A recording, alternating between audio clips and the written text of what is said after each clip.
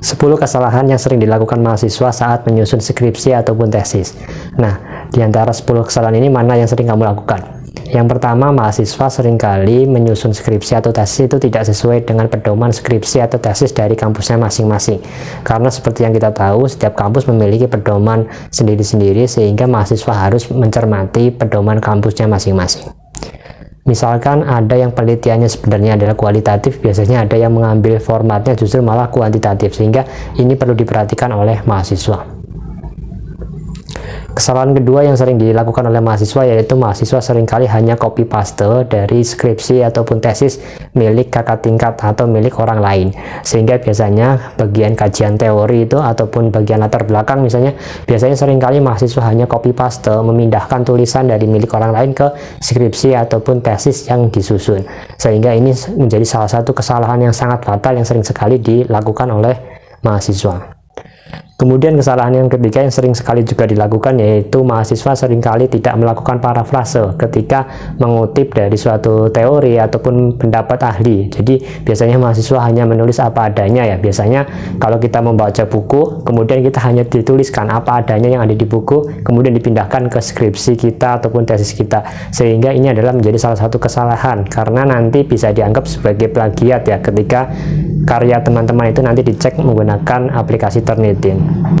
Kemudian kesalahan yang keempat yang sering dilakukan yaitu mahasiswa seringkali hanya berupa opini dalam menuliskan sebuah latar belakang masalah.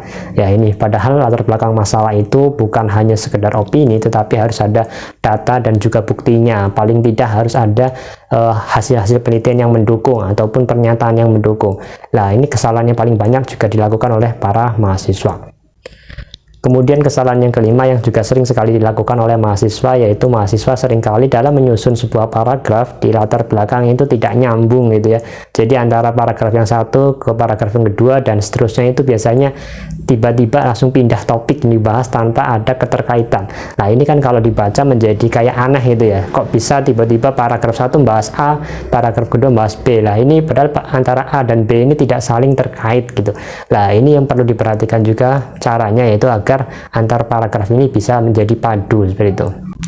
Kemudian kesalahan yang keenam yang sering juga dilakukan yaitu biasanya mahasiswa seringkali menuliskan rumusan masalah dan hasil kesimpulannya nanti di bab terakhir gitu ya, itu biasanya tidak sesuai gitu, tidak sinkron. Biasanya misalkan rumusannya ada 3 lah, kadangkala mahasiswa itu hanya menuliskan kesimpulannya cuma 2 misal jumlahnya, padahal harusnya antara rumusan masalah dengan kesimpulan yang ada di bab terakhir di bab 5 itu nanti harus sesuai dari segi jumlahnya dan juga urutannya.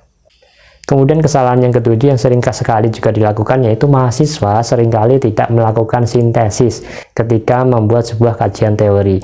Jadi ketika di bab 2 itu kan ada kajian teori ya teman-teman lah. Ketika kita mengkaji suatu teori ya kita tuh harus melakukan sintesis di bagian akhir. Jadi sintesis itu semacam kayak kesimpulan sementara ya dari kita setelah membaca dari banyak teori itu menurut kita tuh apa gitu ya. Misalkan pengertian gitu ya, pengertian tentang sesuatu lah. Kita menurut kita sendiri dari banyak sekali pengertian-pengertian menurut ahli, menurut kita sendiri itu apalah, kita perlu buat sintesisnya. Kemudian kesalahan yang kedelapan yang juga sering dilakukan yaitu mahasiswa dalam menyusun sebuah instrumen penelitian itu tidak mengacu kepada teori ataupun pendapat ahli. Jadi misalkan ada mahasiswa yang menyusun sebuah kuesioner misalnya. Ketika menyusun kuesioner itu biasanya mahasiswa hanya menyusun sesuka hatinya tanpa mengacu kepada teori ataupun pendapat ahli yang sudah disusun di kajian teori gitu. Sehingga biasanya akhirnya instrumen yang dibuat itu ya tidak dapat dipercaya gitu karena mahasiswa sendiri hanya menyusunnya itu sesuai dengan keinginannya pribadi itu tanpa ada dasarnya. Kemudian kesalahan yang kesembilan yang juga sering dilakukan yaitu mahasiswa dalam memilih teknik analisis data, ini terutama untuk yang penelitian kuantitatif, itu tidak sesuai dengan rumusan masalahnya. Padahal teknik analisis data ini harus menyesuaikan dengan rumusan masalah yang telah kita tentukan di bab 1. Jadi harus sinkron gitu ya. Kemudian yang terakhir yaitu kesalahan yang ke-10, seringkali mahasiswa hanya menuliskan hasil penelitiannya itu murni hasil penelitiannya sendiri tanpa dikaitkan dengan hasil-hasil penelitian terdahulu di bagian pembahasan ya. Ini di bab 4 ya. Nah, biasanya kita tuh hanya menuliskan apa yang sudah kita temukan, hanya dituliskan tanpa dibahas dengan teori, tanpa dibahas atau dikaitkan dengan penelitian yang sudah ada sebelumnya. Padahal seharusnya idealnya pembahasan itu ya hasil penelitian kita dikaitkan dengan sebuah teori yang sudah ada atau juga dikaitkan dengan hasil-hasil penelitian lainnya yang sudah dilakukan oleh para peneliti sebelumnya, sehingga hasil penelitian kita itu menjadi tahu posisinya ada di mana dan kontribusinya itu seperti apa. Teman-teman yang tertarik dengan hoodie seperti yang saya gunakan, jangan lupa untuk beli di keranjang kuning yang ada di bawah ini ya. Silahkan kalian beli sekarang juga agar tidak kehabisan stoknya. Nah, itu teman-teman, minimal setidaknya ada 10 ya kesalahan yang sering dilakukan. Untuk kesalahan-kesalahan lainnya nanti akan saya bahas di video selanjutnya.